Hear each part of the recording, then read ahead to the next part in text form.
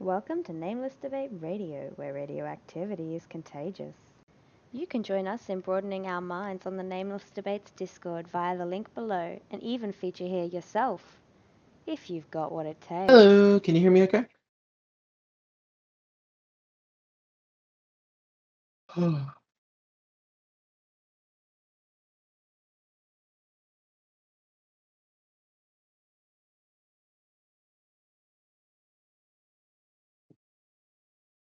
Hello, can you hear me?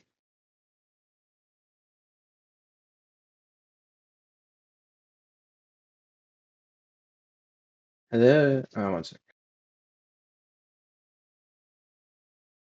All right. Can anybody wait? That's now he's not in here. Okay, there we go.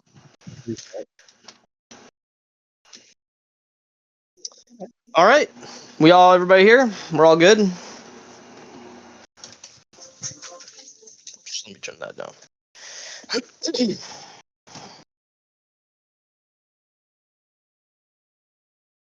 Alrighty, so before we begin, the overall contention is you do not believe the Holocaust fit the criteria of genocide, correct? Because there was not intentionality. Do you mind if I give an opening statement? Sure. Okay. I am not out to claim like the non-existence of mass casualties. I'm not even here to say that Nazi Germany was particularly good in regards to like human rights violations or anything like that they were particularly without sin. I can think of many grave sins of the German Empire, whatever, the Third Reich. What I am going to say is that it could be easily understood how a narrative about Nazi Germany could be blown out of proportion years after the conflict. After all, who is there to defend them, right? And my position is that the official narrative that Nazi Germany had a policy of extermination, that it was the states, the government, that it was Hitler's will, that the government and its military, whatever, were to carry out a racial extermination. I reject that was the plan or that was carried out. I do not reject mass casualties. I do not reject, mass graves. I don't reject anything like that. I'm only rejecting that the official policy of the German state was extermination.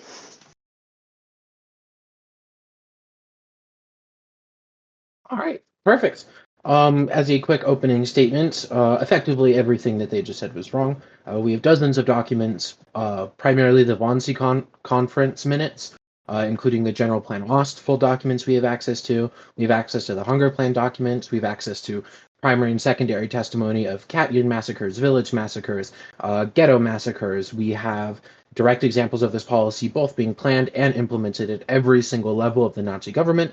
This is indisputable historical fact. This isn't some narrative that somewhat arose decades after the fact. This has been the historical consensus for decades. It was the historical consensus directly after the war, during the war, and in the modern day. I've linked a document including all of my evidence I'll be using for today's debate inside the chat. If this gets posted to YouTube, hopefully whoever does it will include that document below. I'll keep it open for sharing, that way anyone can access it. The beginning of the document is just defining genocide, how we can view genocidal intent on a legal basis, but it seems like that isn't going to be the contention today. So move on straight on to demonstrating German intent. So first we have General Plan Ost. Okay. General Plan Ost was adopted by Heinrich Himmler and the Nazi High Command, both of the military, but also of the SS. So when you say General Plan, wait, real quick for context, when you say General Plan Ost, I feel like a lot of people imagine that there's like, a stapled packet and that at the top it says General Plan Ost, and then somewhere in those words it says kill certain amount of people, whatever, ethnic cleansing. Is that what General Plan Ost is? Okay. And what is that document? Sure. It's linked inside the evidence document that I provided for you. I'm also happy to provide you Where is that the posted? original in the text chat. I will also link the... do you know how the text chat functions on Discord? I don't use a lot of Discord, no. There's a little speech bubble. Text? No, there's a little speech bubble next to Serious Stage that says open chat. It's where Vivi just pinged you. Okay. All right. Yes, I have found that. All right. Thank you. Yes. So the first link is the full evidence document that I'll be using. It includes quotes from General Plan Ost that I'll be referencing. The second is a full original German scan document of General Plan Ost. General Plan Ost went through 3 major adaptations. This was the latest, adopted in 1942, officially approved by Heinrich Himmler as his capacity as Reichsführer. So this was like a official adopted policy.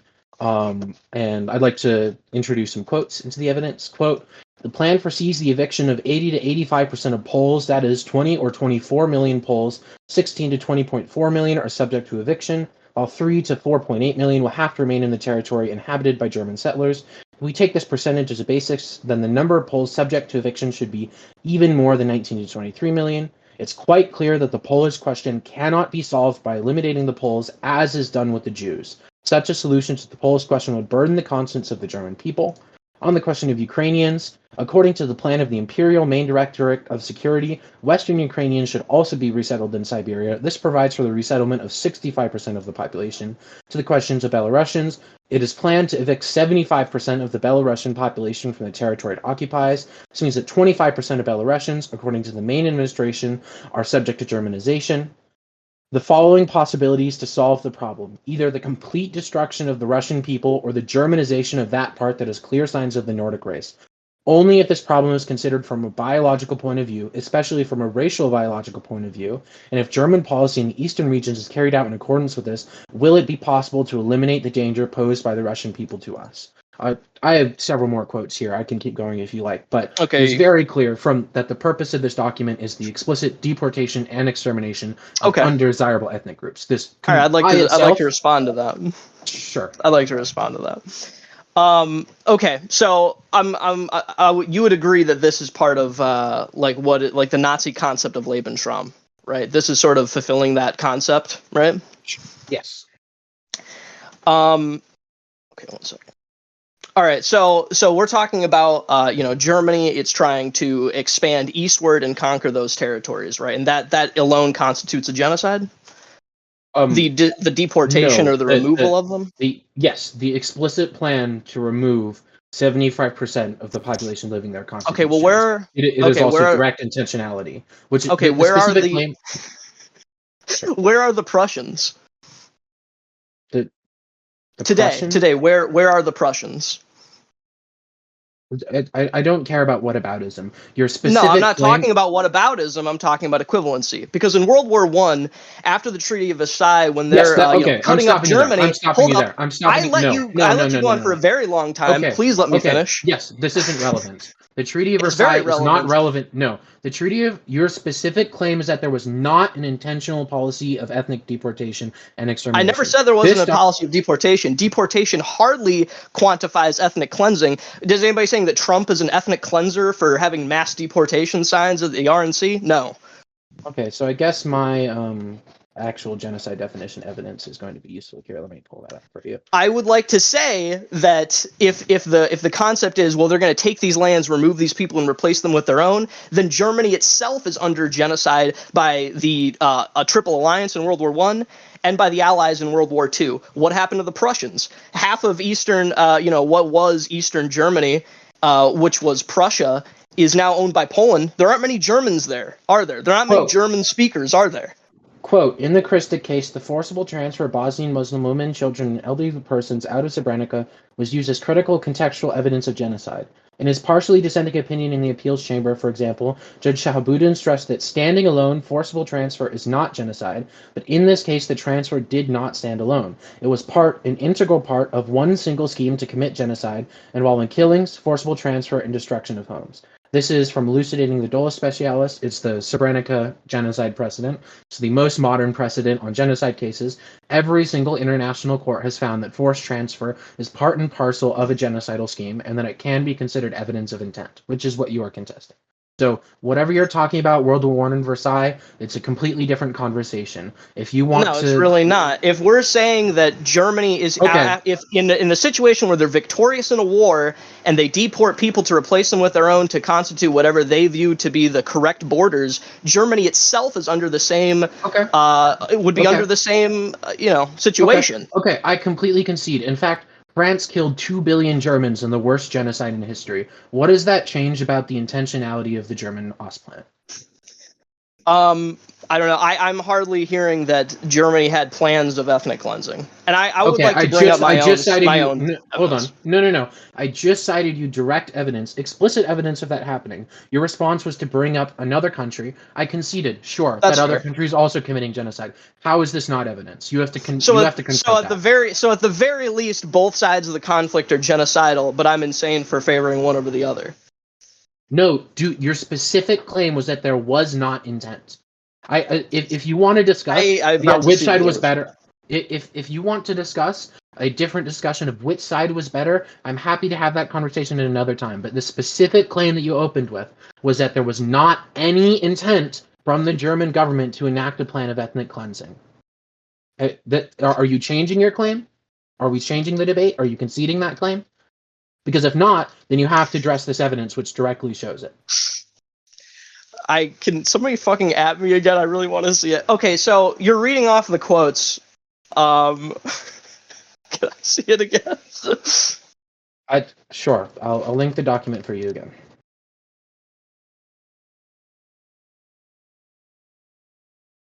It's under section General Plan Ost, it's subsection General Plan Ost, under header demonstrating German intent. Primary text. Okay. Now this was signed off by Hitler too? Himmler and Hitler, yes. It was the official adopted policy of the Nazi government. Okay. I mean, if that's the claim, I thought we were here to talk about like gas chambers and whatnot. If it's just that Germany was going to, if the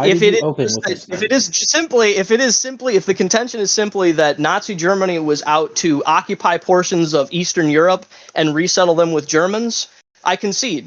There's no denying that. You did deny it. You opened by explicitly denying that there was any intent in doing so. This debate is recorded. That constitutes it. Okay. You don't. How? How is this not intent? Like explicit intent?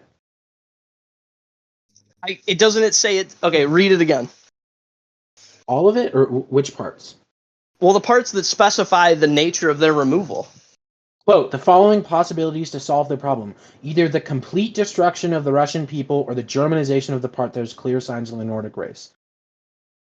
Okay. Western Ukrainians should be resettled in Siberia. This provides for the resettlement of 65% of the population. The eviction of 80 to 85% of Poles. The 75% of the Belarusian population. There are many ways to undermine the biological strength of the people. The aim of German policy is to reduce the population on Russian territories. The same thing applies to other things, the prolific peoples of the Caucasus and partly to Ukraine. Voluntary sterilization. I'm hearing a lot of moving right now. What? I'm hearing a lot of move people from point A to point B. I'm not hearing a lot of gas chambers. I'm not hearing a lot of extermination. Quote, the complete destruction of the Russian people. That could refer to like just political defeat of the German Empire. That could refer to anything. How are you going to say the complete? No. What? Okay, no. Wait. Because if that was true, you would mean that means literally the killing of every single Russian. Enclave, come on, man. Like, at least argue in good faith. Obviously, if we're talking about the complete destruction of a people, sure, there are other ways of construing that, but it seems a little dishonest to sort of suggest that that's not evidence that there was an intent to commit genocide. That seems dishonest. How many people died, by the way, in this? 20 million. 20 million? 27 million Soviet citizens died in the war. 20 million of those civilians. Wait, and they were killed by Germany? Yes. How many died by the Soviets? Like a negligible amount. Like there's friendly fire in every war, but not any statistically significant percentage. A negligible amount? What about the whole of Soviet? I've heard an equivalent amount of civilian deaths could be attributed to the Soviets themselves. Okay. Please stop with whatever whataboutism. Like, if this is your only argument, I'm not interested in it. First of all, that was in 1933, World War II, and the Soviet involvement begins in 1941, so it's completely irrelevant. Second, the highest estimates of deaths from that famine is like 4 million people. Yes, the death of 20 million civilians is absolutely attributed to the country that invaded that country, and not. So they like shot them? They shot 27 million civilians? No, 27 million total deaths. How did they die? 20 million of those were civilian. from bombing, from starvation, from disease, from death camps. Yeah, it's a war. That's any- how an invasion works. Yes, in order to kill 20 million people that are civilians, you have to be explicitly targeting civilians. And this document is one of the pieces of evidence that I That's what I'm presented. trying to say. I don't know that they're explicitly targeting civilians. Okay, quote, the complete destruction of the Russian people. Quote, there are many ways to undermine the biological strength of the Russian people. The aim of German policy in relation to the population in Russian territory will be to reduce it. Like this isn't like something that's like vague. Like they are explicitly saying that they want to reduce and eliminate the Russian population, and they did so. And I mean I can move on to the implementation section if you want. We have direct primary testimony. I would like to move into that. Sure. From Wehrmacht Oberführer Cadet Lance Corporal Johannes Gerder, in his diary from the first month of it during his occupation of Belarusia, August 25th, we throw grenades at houses where people live. The houses easily catch fire and burn down fast. Fire jumps over to other log huts. What a spectacular view. People cry and we laugh at their tears. We have burnt about 10 villages this way. August 29th, we grabbed 12 people who we came across in a village and took them to a cemetery. We made them dig an ample and deep grave for themselves. There is no and can be no mercy for the Slavs. In autumn and winter of 1943, the policy of scorched earth became more widely spread. There were special crews of incendiaries who had to totally devastate the occupied lands at the command of the Wehrmacht during the last period of fascist occupation. Their task was to ravage the land when German troops were retreating. The population was killed or taken to Germany. Mass annihilation of settlements, together with the inhabitants, is one of the main ways of implementing the policy of total devastation or scorched earth. Moving along, the Nazis' response to armed resistance was indiscriminate brutality. Soviet sources claim they destroyed 250 villages and all their inhabitants in Ukraine during their counterinsurgency campaigns just during 1944. The Nazis placed Belarusians near the bottom of their scale of racial hierarchy, just above Russians and below Ukrainians, and their occupation policy reflected these values. Belarus suffered more than any Soviet region during the German occupation. A quarter, 25% of its population died. Field Marshal Wilhelm Keidel imposed a practice of collective responsibility for attacks against Germans, ordering that 50 to 100 hostages be shot for every German soldier killed. The Nazis shot any hostage. The Soviets, conversely, never exterminated entire villages in the borderlands, etc. Then we have the Minsk Ghetto. Then we have the implementation. We have direct first-hand accounts from Nazi soldiers of the policy that they were told to implement, and it's literally burning people alive in their villages. Yes, the kind of brutality that happened on the Eastern Front against civilian populations is completely unmatched in history, and it's completely consistent with the kind of casualties that would bring about 20 million civilian deaths. Normal people don't fight wars by burning entire villages alive. That's not a standard occupation procedure. That is, right. and if we move back to our genocidal intent, we can in fact determine intent purely through actions per the Srebrenica precedent. Quote, as found by the trial chamber, permit the interference the killing of Bosnian Muslim men was done with genocidal intent. As already explained, the scale of the killing combined with the VRS main staff awareness of the detrimental consequences it would have for the community of Srebrenica and with the other actions in the main staff, it is a sufficient factual basis for the finding of specific intent. We can determine intent literally just through the actions of the army, as per the Srebrenica intent. I think that it is very clear that there's an intent of extermination if you're burning hundreds of people alive every time you enter a village. Not just random one in here. These are orders from the Field Marshal of the Wehrmacht, Wilhelm Keidel.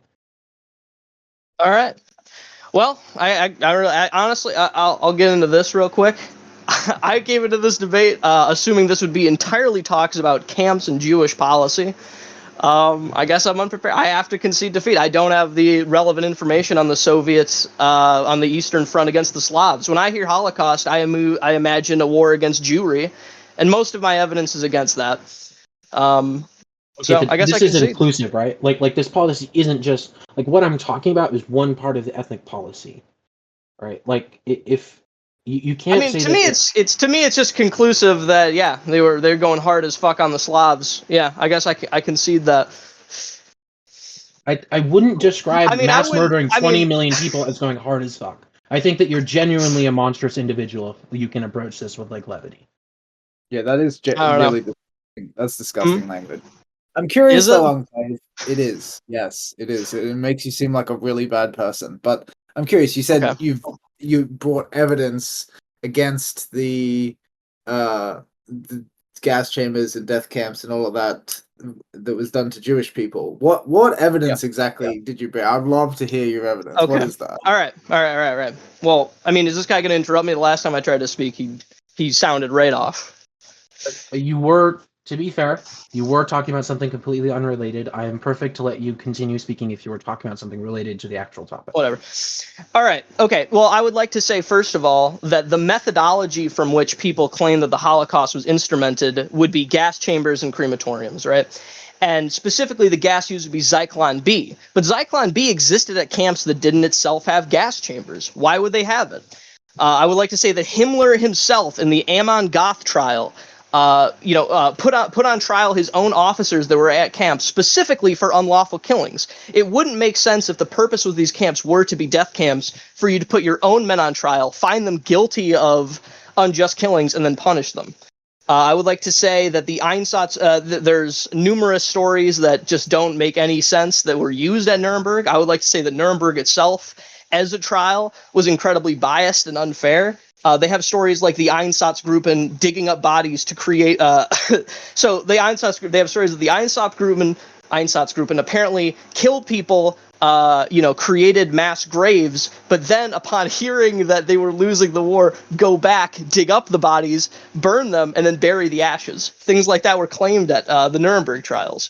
I would like to say that the British intelligence reports no orders of extermination even after they cracked Enigma. In personal accounts of World War II written by Churchill, Eisenhower, and de Gaulle that go back from the beginning of the war, not one of them mentioned the Holocaust. I would like to bring into account, several population estimates of Jews in the world from before the war to the end of the war, where the figures provided don't make any sense. I would like to say that Hitler's table talks, which is something he was unaware would ever be written or published to the public, he does not himself include a genocide in it. And the Ciano diaries were fabricated by the OSS. I don't know, I can go on for a long time. Sure, let's address all these when things one by one. Heinz Darien tells Hitler that Or not. Auschwitz was captured, Hitler's only response was, yes. Seems kind of strange that if they're covering up, which is the narrative that they were covering this up, that he would have such a mellow response to that. Why would Himmler himself go against Hitler's wishes to try to make peace with the West if he himself knew that he was a great orchestrator of a great genocide? That doesn't make a lot of sense. Quote, in the course of practical implementation of the final solution, Europe will be combed through from west to east. Priority will have to be given to the territory of the Reich, including the Protectorate of Bohemia and Moravia, only if because of the housing issue and other socio-political needs. The evacuated Jews will first be taken, group by group, to so-called transit ghettos, from where they will be transported onwards to the east. As SS Obergruppenführer Heydrich pointed out in addition, an important prerequisite for carrying out the evacuation at all is a precise definition of the persons under consideration. Quote, Jews should be removed from the territory of the general government as rapidly as possible, because it is precisely there that the Jew constitutes an eminent danger as a carrier of epidemics, and he also constantly disrupts the economic structure of the region through continuous illicit trading. Moreover, the majority of around 2.5 million Jews in question are unfit for work.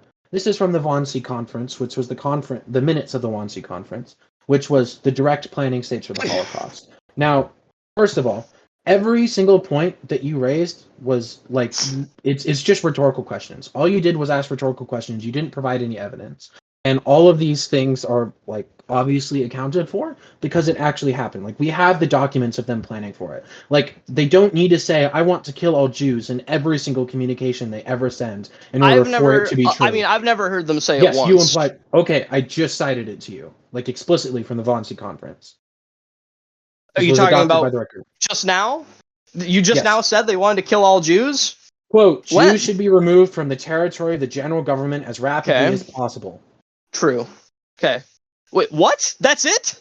They should be removed as quickly as possible? That's it? I just cited you. Okay, first of all, don't act retarded. I just cited I'm you not 3 acting paragraphs. retarded. All you said was they should be please stop removed as quickly as Stop possible. interrupting me. That's all Stop you interrupting said. me. No, it's not. I cited you 3 full paragraphs, and evidently you weren't paying attention. You said, "What did you I just was say?" listening. I never heard them say that. Say it again, Okay, please, by so all again, means. you aren't. So again, I'm not repeating myself. All of this is in the document. You're happy to read it again if you like. I will I quote probably you will, the yeah. relevant sentences. I'm happy to quote you the relevant sentences again, but you don't get to act incredulous, being like, "Oh, that's all there is," because you're not paying attention. Furthermore, every single objection that you just raised is entirely predicated on rhetorical questions. It is 100% explainable that in not every single message, Hitler isn't going like, "Yes, I want to kill the Jews," like saying, "Oh, I've but in never this seen any message." message. Moving on. You can't say, but in this message he didn't say this, so therefore it doesn't make sense. That's I've never a seen any ridiculous message. standard. Please stop interrupting me. Okay? I When speak. did they say I it? just let you speak. I just let you speak uninterrupted. Okay. Second, all of your claims are predicated on this first idea that you brought up that like, oh, the Holocaust only means people who died in gas chambers. This is a ridiculous That straw is what the man. Holocaust is. This is a ridiculous straw man. Every single scholar of the Holocaust recognizes that the vast majority of deaths from the Shoah, from the Ostplan, from all of these things did not happen in gas chambers or crematoriums. They happen due to starvation, due to disease, due to direct Disease and starvation, how due can to that be attributed as a genocide? Disease? The next They were time you diseasing interrupt me, people? the next Did time they you rub interrupt me, people I'm up in going to have you diseases? muted. I don't The understand. next time you interrupt me, I'm going to have you muted. Thank you. It all like pretending like, oh, it's impossible for 6 million people to die in gas chambers, therefore the Holocaust couldn't have happened, is a ridiculous straw man. Obviously, no one's claimed that happened. No serious scholars ever claim that happened. I challenge you to find me one citation from any historian who has ever claimed that, right? What you are doing is you are painting a picture of something that is like unachievable, and you're saying, but look, that's unachievable, when obviously that's not what happened. The policy of the Holocaust was carried out with the intention of starving people to death, of working them to death, of shooting them, right? Like this was intentional. This was outlined in all these documents, all this evidence that I've cited. So saying, but why didn't they gas them all is it's a complete non sequitur. You're distracting from the actual issue to bring up completely non-existent problems. Like I could go through every single one of the problems you raised and explain them easily. Like the thing about Himmler wanting to defect, obviously, like, I mean, I don't know. You just enthusiastically were like, true, when I was quoting the part about why the Nazis said that they wanted to kill all the Jews in Poland. So I think you, of all people, should understand why Himmler felt he could get away with what he did if he tried to surrender, especially in like 1945, right? Like it was obviously a move of desperation. He wasn't like thinking through it rationally. Secondly, all this stuff you're talking about, like, oh, but there's Zyklon B at non-death camps, or they sentence people to death. Yes, if a German camp guard murders another German camp guard, guess what? The German camp guards are going to prosecute them. Not all of the camp's residents were Jews. There's like very specific passages of the Nuremberg conferences. I can cite this where you want, where like certain degrees of Untermenschen, of Mischlings, shouldn't be treated Jewish. So like, yes, there's obviously going to be edge cases where a guard kills someone that they weren't supposed to. That's not at all indicative that the guard's job wasn't to kill the people in the actual camps, right? Like you're conflating the death camps to labor camps. You're conflating the execution. Like you're bringing what you're doing is it's classic gishgalopping, right? You're bringing up a bunch of unrelated non sequiturs and then pretending like it's conclusive evidence when you have yet to introduce a single piece of evidence. You said you brought evidence, you have cited not a single piece of evidence. All you've done is ask rhetorical questions. So I'm going to ask you to stop interrupting me in the future, but you may continue. Okay, yeah, all right, fair enough. 1 second. Okay, so according to the Jewish newspaper Daily Press in March 24th, 1933, of the global Jewish population was 14 million. According to the World Almanac 1933, page 419 from the American Jewish Committee, the population was 15,316,359. According to the World Almanac 1936, again, I'm not going to read the whole thing. You get the idea. It was 15,700,053. And then in 1938, it was 15.7, and then 15, and then it drops to around 15.2, and then 15.1, and then back up to 15.6. My point is that according to the Jewish World Almanacs and several other population censuses, that there isn't a drop of 6 million. It's more equivalent to several 100,000, which if you're saying could be attributed to hunger and disease in a war where 26,000 are dying on average daily, I could completely believe that due to failing infrastructure and supply lines, that several 100,000 prisoners of war could die indirectly when Germany can barely feed their own citizens, and that I would hardly call that a genocide. No.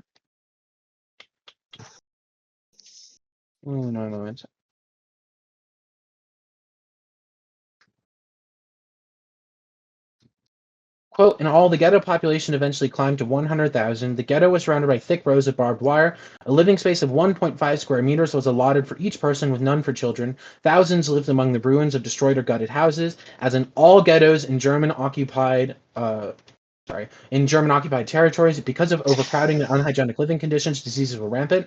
Official food supplies were below subsistence level. All men in the ghetto were registered for work duty, and a labor camp was set up in Shirioka Street, where Soviet POWs accused of offenses as well as Jews were sent. The camp also became a transit camp used to transit those destined for liquidation.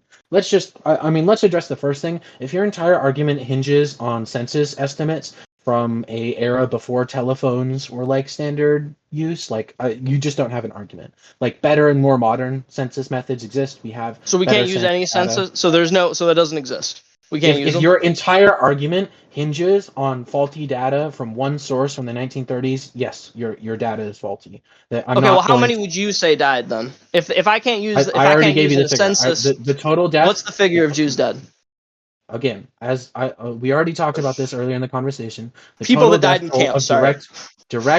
Directly attributable deaths in ghettos and camps is about 10 million over the course of the war. This based on what? On every single modern historical analysis. But beyond that, if we're just going to move on, the important part of your argument, what I would like to actually attack, because it's actually relevant, is your argument that they just died because of hunger. That's expected during war. As from the quote I just read from the Minsk ghetto, as is policy in all German ghettos, food supplies are kept below subsistence levels. This wasn't it didn't say enough. Is that what it said? It said we purposely keep it below subsistence levels. It didn't just say it is at below subsistence levels. Quote, as in all ghettos in German-occupied territories, official food supplies were below subsistence level. Okay, that's just a statement. That's just saying it is this. That doesn't imply intent. That doesn't imply we purposely keep it at that level. Do you know what official food supplies means? What? The food allotted to the ghetto by the government. That's the policy of the government, is to keep it below subsistence levels. The official food level is below subsistence. Okay. And even let's just pretend that the Germans magically didn't know how much food needed to go into the ghettos where they placed people. They specifically conscripted every single male to a labor camp in this case in the Minsk ghetto in Shirioka Street. So you know what taking a bunch of starving people and forcing them to work is called? It's called working them to death, purposefully. You don't accidentally work someone to death in a labor camp. I'm not sure how you think that happens.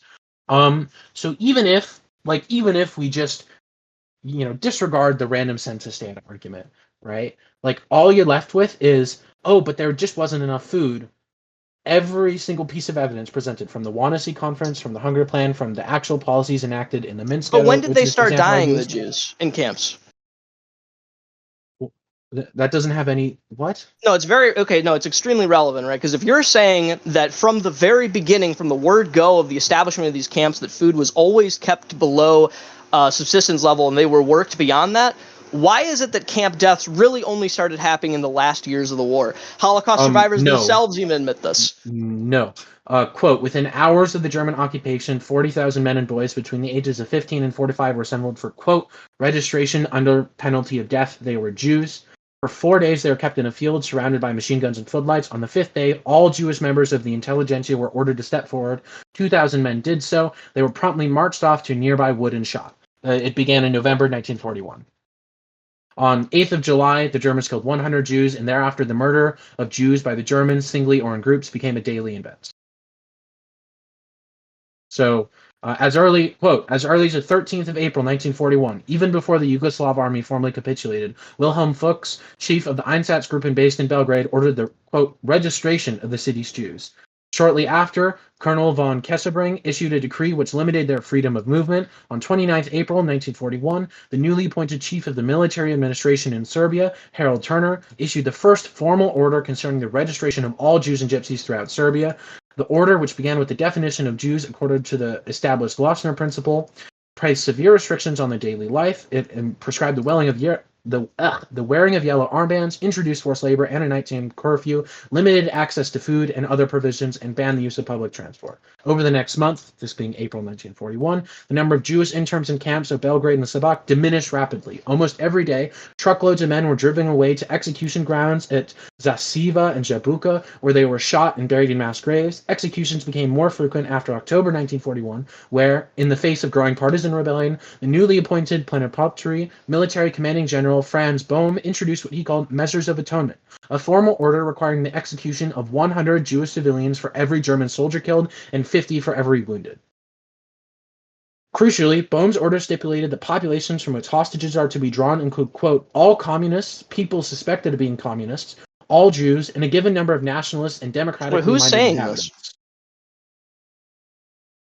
This is from Holocaust in Serbia. Okay, but no, who is this a direct quote from? Walter Mensojek, Who's that? the author of the Holocaust in Serbia. Okay, no, but who said that? Who gave that figure? Who said these things? The order? That would be Franz Bohm. As an order? Yes, Franz Bohm, the Measurements of Atonement. Formal order requiring for 100 civilians. Okay, so, I mean, I'll concede it right now. So you're saying that's his name, Franz, you said, what's his last name? Bohm. B-O-H-M-E. Okay, Franz Bohm, he is specifically saying here, this is his direct wording, right, that we are taking like several hundred people, whatever, and we're executing them on like a daily basis, right? That's what he said? Quote, we are When did he say requiring that? the execution of 100 from over the next month, so April 1941. When did he say this? Sorry, reading the wrong one. This was October 1941 in Serbia. So when did he write this? That's when he said it happened, but when did he write this? Yes, he gave the order in October 1941 for Franz Bohm. Okay, no, I know that. Okay, so in the document, that's when he's saying that's when the time when he gave the order. I'm asking, when did he write this? Which is relevant. I'll bring up why that's relevant. Bro, the book is written by someone else. Holy fucking shit. Okay, no, what? The book was published. Hold on. Are you asking who the author of the book is or the author of the order? I'm saying the author of this information. Okay, the information is a primary source document. It was written by Franz Bohm. It was the order given in 1941. The source that I'm drawing it from is the book Holocaust in Serbia, just published by Walter Mensojek in 2000.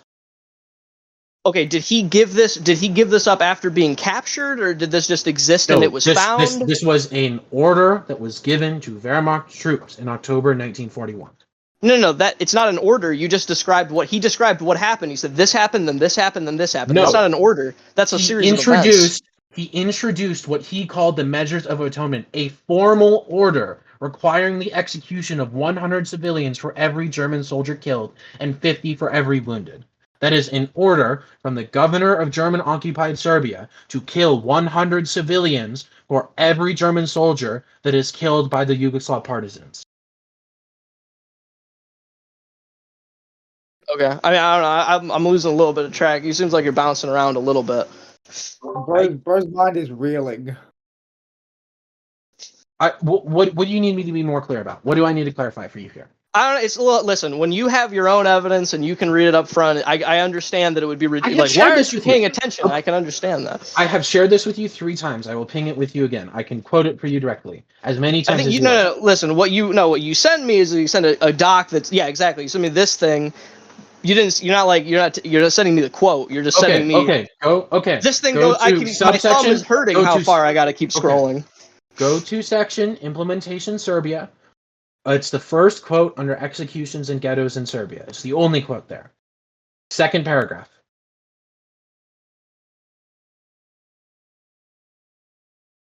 I'll quote it directly in the chat for you in case you still can't find it.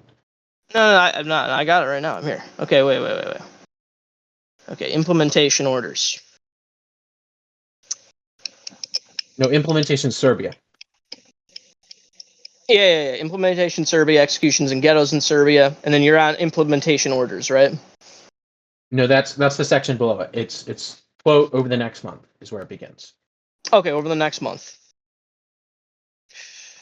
I mean, I see the quote. Okay, I see the quote. When was it taken? Where does it come from?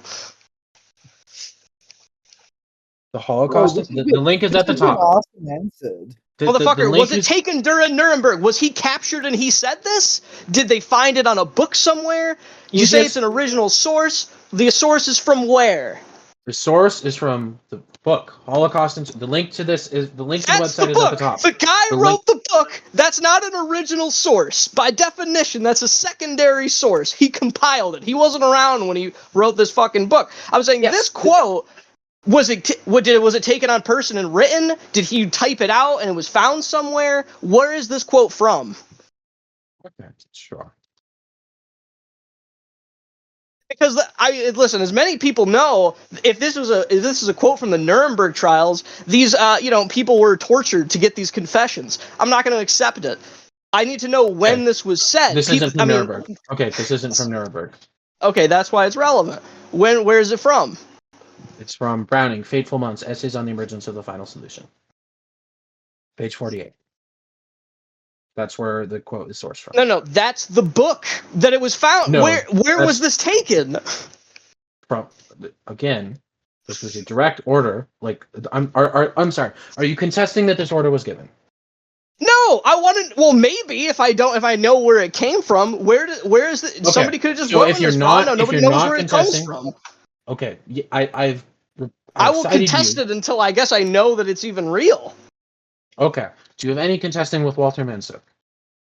Is there any reason the book Holocaust in Serbia is an unreliable secondary compilation? I think that any secondary source is kind of by definition a little bit compromised. But if it's a quote would imply that there is an origin of it. I'm not even denying it. I really would just like to know what the origin. It's in quotations. How is it not a quote? No. It's a quote I took from the book. What you're referencing. Okay, so nobody knows where the fuck this. How do we know this dude was alive? Nobody knows where the fuck he came from. You don't think Franz Bohm was a real person? How the fuck could I know based on what I'm saying is just based on this. If we don't know when he said this, how the fuck do I know? He said it in October 1941. He said it in October 1941. When did he say it? He said asked and answered like 5 times. Are you fucking retarded? Are you stupid? He's never fucking answered. Where is the original source? He just said it again. He literally keeps saying, well, this guy wrote it down. What did he write it based on? You are so fucking delusional, dude. What the fuck did he... Listen, I mean, I'll admit, I'll be the first guy getting my shit knocked in. I've clearly not done my homework, but I think anybody can say where the fuck is the original source. That's all I'd like to know. You are asking, first of all, this debate has never been predicated only on primary documents. I don't know why you're introducing this now. None of what you said was quote-unquote This debate has never been predicated on primary documents. What the fuck are you... I just want to know it. I just want to know. You just want to know it? Read the book. I provided you the book and the citation. Where did he get it from? Just admit you don't know where the fuck he got it from. Are you... Okay. Do you want to have a source debate, or do you want to talk about the issue? If you want to have a source debate, you can purchase the book yourself, and you can hunt down the citation. It's not my job to do that research for you. If you want to challenge the citation, you get to do that. You don't just get to go, oh, but it's not. I'm not going to accept it just off in a conflict specifically where. Okay, if you don't accept it, then go find the primary document and explain why it's not valid. If you don't accept the citation. In a conflict where extracting information is based on torture, I will not just accept it comes from a book. Show that it does that. As the evidence. Show that this information comes from torture. Show that the information that this order I can't because you don't know where it comes from. I gave you the citation. I gave you the citation. If you challenge the citation, find yes. Oh my god, it's linked to you. You fucking moron. The book in its entirety is linked to you. If you don't believe the book citation, then go into the book and look at the citation and demonstrate where the primary source citation is unreliable. You don't just go, oh, but it could be from torture. Any citation could be from torture. If you think that it is, if you think that specifically this quote is unreliable, in a conflict where it's common. Specifically in a conflict where it's common, I think it's more relevant. Shut the fuck up. If you want to challenge the source's validity, do the research work. You don't just go, nuh-uh. That's not an argument. It is an argument in a situation where that's common. In a situation where that's expected, I would like to know what it said. Come back to me in 30 minutes, follow the citation trail, do the research work, demonstrate to me this quote is because he was tortured. Demonstrate it to me. And then I'm fine throwing this quote out. You can't demonstrate it's not. Do you know what a positive claim is, you fucking mongoloid? No, sure, go ahead. You are making the positive claim that this is unreliable because he was tortured. No, you're making the positive claim that this is a valid source, and I'm saying, okay, how do we get this information? Where does the information come from? And you say it comes from a book. I'm like, okay, anybody could write a book. There's a million fucktards who write books. Walter Mansovic has a PhD, and so like this is. What do you fucking do? Where's the original source? Everything else we talked about has been an original source. You provided me like this was signed by Himmler himself. This is the books. I'm like, well, if there's his signature, that's about as primary as it fucking gets. He wrote it, he put his name on it. This is just this guy said this. When? I don't fucking know. Okay. If you want to reject the full book, The Holocaust in Serbia, because it's not a primary source, you are welcome to do that. I'm not necessarily rejecting anything. I'm just saying that in a situation where this is very common, I just want to know how I know that this is anything other than just said. Very common. People cite that Hitler gave the Ober-Salzburg speech, and he never did. I don't care. Cite that the majority of confessions at Nuremberg were torture. Cite me primary evidence. Okay. Right. This is what your content is based on. Yeah. Why don't you have it? Your entire claim is based on it. Why don't you have this evidence? I've never done it. I guess this is the first time I've ever done such a debate in this format. Typically, when I talk about the Holocaust, it's just the Holocaust. I guess I didn't have like a pile. I had a pile of arguments. Like how I. Real shocker that you don't have any evidence. Who could have predicted that one? That's crazy. I mean, it's a little harder for my position, is it not? I mean, in a world where it's one side is so much more for something that's wrong. Isn't that crazy? If you're wrong, you don't have evidence. Isn't that crazy? It could just be incorrect, or it could be there could be a plan against it. You're so true. Every single historian that has written on the subject for the past 80 years was specifically conspiring against you to not give you evidence for your claims. It's not like there's been a massive it really is not much of a claim to say that historians are conspiring against like a country. That makes a lot of sense. Yes, there's a lot of reasons it is to do schizophrenic to believe that the reason there's not evidence for something is because there's a cabal of historians preventing it from happening. Do you have any idea how diverse the field of history is?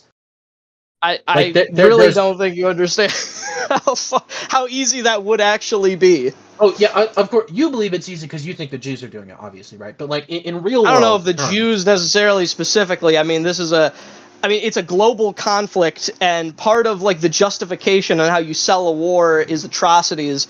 It makes complete sense that nations and organizations would be very invested in keeping a narrative. Oh yeah, we have historians are so invested in getting people to enlist for World War II. What else would historians be doing? Because we really need those men for World War II. I mean, governments would certainly. I mean, when one government's entire existence is based upon this event, it makes sense that maybe it's Israel, is it not? Is not the foundation of Israel the Holocaust? So Israel controls all historical. It controls all. I never said that. Publishing? Okay, well, it needs to be true. In order for you to have no evidence because of a conspiracy, I'm not saying there is no evidence. I'm saying I was misunderstood how I was reading this. Why don't you have any? Why don't you have any if there is evidence? Present this evidence to me that exists. Okay. Present it. Sure. I can provide some evidence. Okay. So there's a book, right? 6 Million Open Gates. Look it up. I mean, that's just the title. You can find it immediately, right? No, I want you to cite the passage that you're going to quote to me. Like, that's the least you could do. Okay, it doesn't apply to this book as much, and I'll explain why. So the entire book, it's not a narrative. It's just newspaper clippings, right? It's just direct quotations from newspapers, right? And in each page, it just simply specifies a time in which the term 6 million Jews have been killed in Germany, are going to be killed in Germany, just the times the term 6 million is used, right? And it's used prior to the war beginning. It's used in the first year of the war. It's used all the way up to the end of the war. And the entire point of that is to saying that, of course, there was definitely at some point a non-historical, non-scientific, non-documented effort by, make up your mind who did it, to claim that Germany was out to kill 6 million Jews. Okay, and they did, though. And, like, we have all this document So showing they knew that that had the intent to do so. They knew they killed 6 million prior to the war? Yeah, I think it's pretty reasonable that people would, like, eyeball a figure. Like, I don't... So like, Jews eyeballed exactly 6... They eyeballed 6 million deaths. That's fucking retarded. You slipped up there. You slipped up there, little pal. You said what you were thinking instead of what you were trying to say. But yeah. I guarantee you there was also newspapers saying that there would be 3 million dead or 10 million dead or 11 million dead, because there's about 11 million in Europe at the time. So, like, cherry picking, like, specific numbers is not evidence of a grand conspiracy. Yeah, that is explicitly I what think cherry that is picking evidence of a little bit of a conspiracy. It might not be malicious. You think that newspaper clippings demonstrate that historical universities in the year 2024 are conspiring to invent a number? Just let me know when you're done playing with this. What is the connection between newspaper clippings from random Zionist organizations in, like, 1930 and, like, I don't know, the Harvard in 2024? Like, why? Dude, why it's not a fucking leap of logic. They already had the number set out prior to the war, prior to a camp opening. Who is they? It doesn't fucking matter. Somebody. Yeah, it doesn't matter who. Somebody. It just the existence of the event is all that really matters. So somebody is mysteriously changing all historical literature. I never said they changed anything. I said that this narrative so if it's existed not changed, prior to the event, and that is evidence on some level of tampering. Okay, if it's not changed, then the event happened. Just quickly, going through some of the newspaper clippings, like, what is repeatedly said is an estimate of how many people are being persecuted. It does not say 6 million dead. It's an estimate on the total number of people living there, and then the assumption is most or all of them are being persecuted. That is what the newspaper clippings say. Yeah, that's fair. That's fair. And no, I'm saying, I know exactly.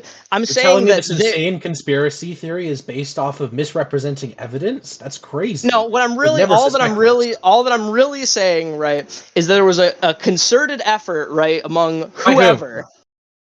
You don't just going to say whoever. No, you are making no, you don't. Because in order for this to be true, whichever group you're naming needs to be able to control every single historical publishing institution. Well, that's not very hard when you control a vast majority of publishing, is it? Okay, who is doing it? Who controls the majority of historical publishing? Okay. So let's say hypothetically there's a group that's being persecuted by a country openly. Fine, Jews are persecuted by Germany personally, right? They would have the most. They would have the most. I want you to stop talking, and I want you to answer my question.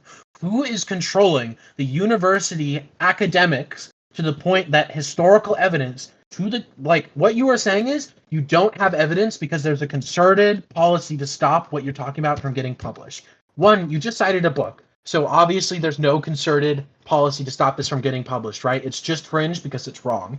So you need to actually name a group that in the modern day is capable of controlling the global university presses.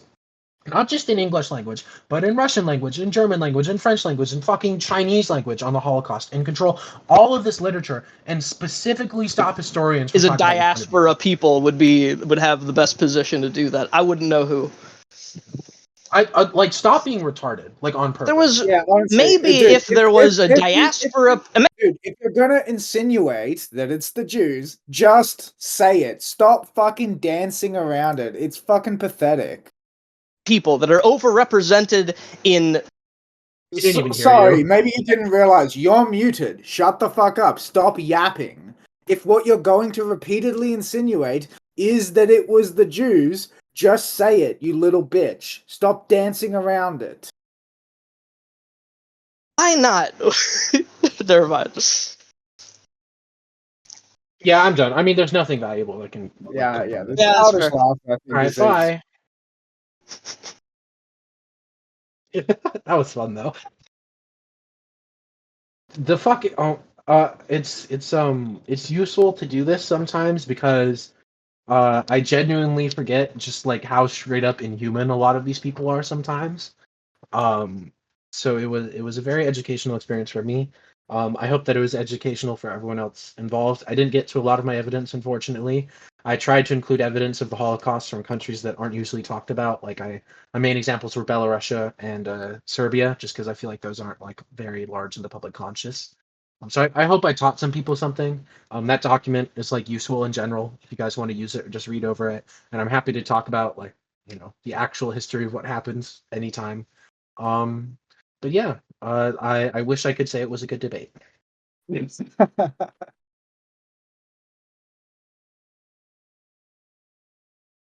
The fuck, I was like genuinely ready to ask you to ban him when he was like, "Wow, they went hard as fuck after they killed 20 million people." Line like that was.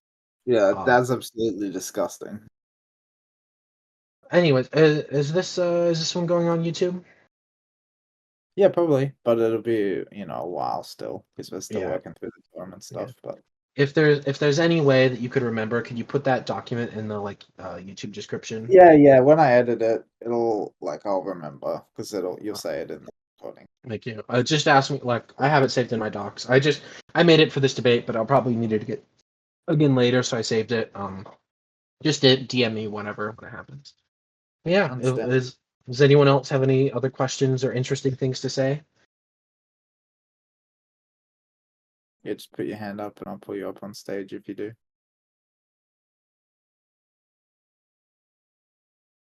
Otherwise, I'm going to end the stage shortly and we'll go down to casual or conceptual couch rather. Go up. Yeah. All right.